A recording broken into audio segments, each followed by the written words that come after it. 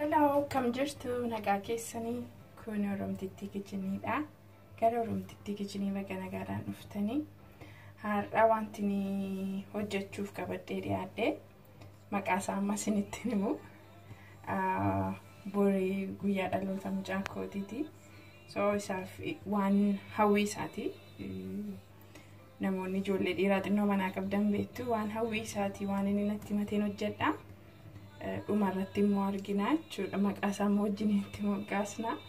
Wanti amma nu barbaachisu qodaadha. Saanii waan irratti dhaabbataan irra keenyu. Keekii, shiraappii, fruutii garaagaraas keessaa akkuma argitan kana cheeriin jira, maangoon jira, anaanaasiin jira. Grapefruitiin jira, wainiin jira, fruutii garaagaraatu keessa jira. Ijoolleedhaaf wanta akkasii baay'ee gaariidha. Kuni jaamiidha. Jaamiin kan inni irraa hojjetame goraadhaa fi blueberryidha. Kireemiin jira. Fidee isinitti agarsiisa booddee. Kireemiin kun kan saawwarraa hojjetame miti. Kan gosa akaakuu folfolee irraa hojjetame baay'ee namatti tola. Dandhamni isaa baay'ee namatti tola. Fayyaalessa lukuteeni kana fakkaata. Wajjiniin hojjenname.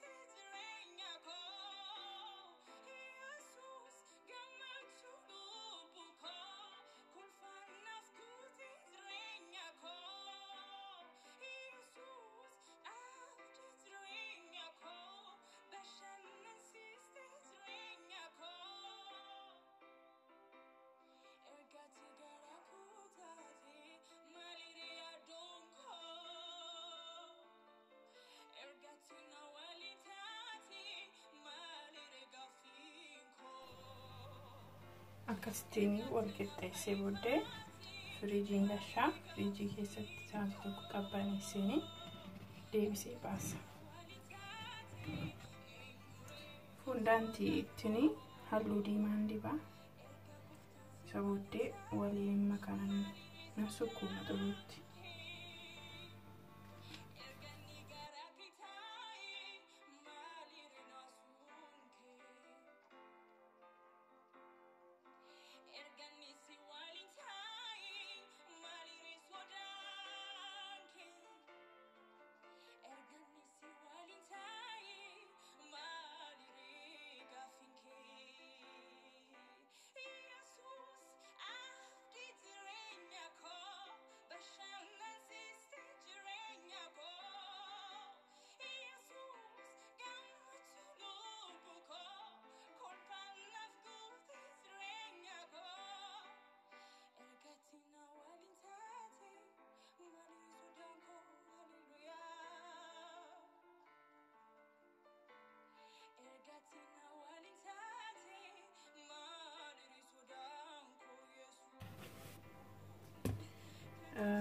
As keessa kan hin qabu chokolaatiidhaa fi heavy creamii xinnoo walitti nageeni oo'isee gaafa inni baqee jedhu kuni asirratti ittiin kaasa jechuudha.